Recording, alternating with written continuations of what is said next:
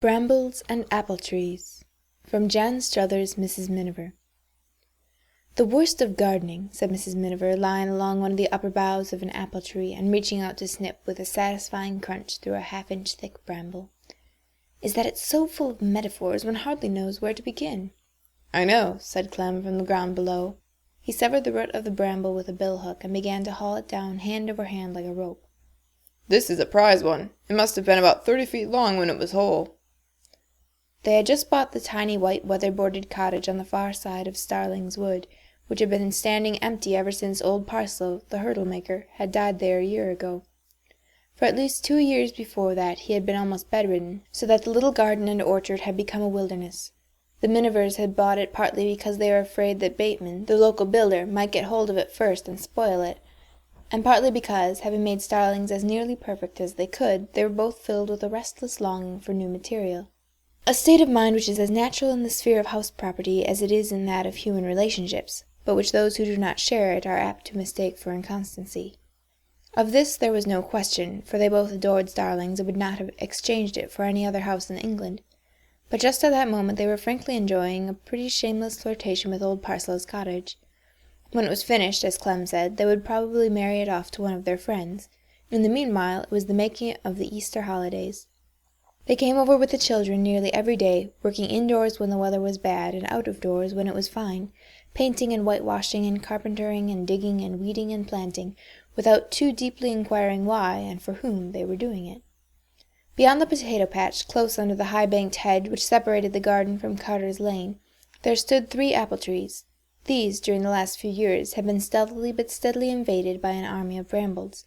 Some had pressed downward from the bank in a solid phalanx, smothering the hinder branches almost to death. Others had thrust upward from the ground, looping themselves over the topmost boughs and falling to take root again on the other side, so that the trees were bound to the earth with criss-cross cords, like haystacks on a windy headland. The job of rescuing them, combining as it did all the most attractive features of a crusade and a demolition contract, was one which the Minivers particularly enjoyed. Constructive destruction is one of the most delightful employments in the world, and in civilized life the opportunities for it are only too rare. Also, a bonfire is always fun, and here was an excellent excuse for the children to keep one going all day, and every day, piling it high with Clem's big bramble faggots, and roasting potatoes, very unevenly, in the intervals. As for Mrs. Miniver herself, she only regretted that circumstances had never before led her to discover that the way to spend the spring was up an apple tree, in daily intimacy with its bark, leaves, and buds. In early spring, as in the early years of children, there are times when the clock races, the film runs in swift motion, and the passionate watcher does not dare to glance away for fear he should miss some lovely and fleeting phase. The present week was one of those times. She looked, and the buds were as tightly, rosily clenched as a baby's fist. She looked again, and they were half uncurled. Tomorrow they would be nearly open, the next day, perhaps, in full bloom, like those of the pear tree on the other side of the garden, which towered up in the sunlight as tall, rounded, and dazzling as a cumulus cloud. "Time for beer," said Clem, and went into the cottage to get it.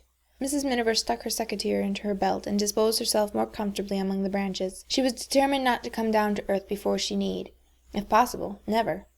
Peering downward through the young leaves, she could see Toby making an elaborate entanglement with twigs and cotton over some newly sown grass. He trod on the seeds a good deal, because his soul was bent on getting the pattern of the network symmetrical. Vin and Judy were eating potatoes and racing snails up the gate-posts.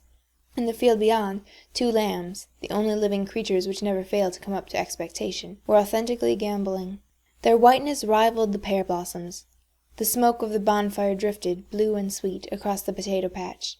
An invisible, indefatigable blackbird went on saying, "Tommy," from somewhere on the other side of Carter's Lane. He made this remark so many hundreds of times every day that they were all beginning to ignore it. Clem, coming out of the cottage, paused for a moment to take a critical look at what they had done. "We've made a lot of difference today," he said, as he handed her glass up to her through the branches. "One is really beginning to see the shape of the trees." "I suppose," said Mrs. Miniver between gulps, "the Brambles would try to make out that the apple trees had been practicing encirclement." "That reminds me," said Clem. "We ought to be getting home pretty soon if we don't want to be late for the news."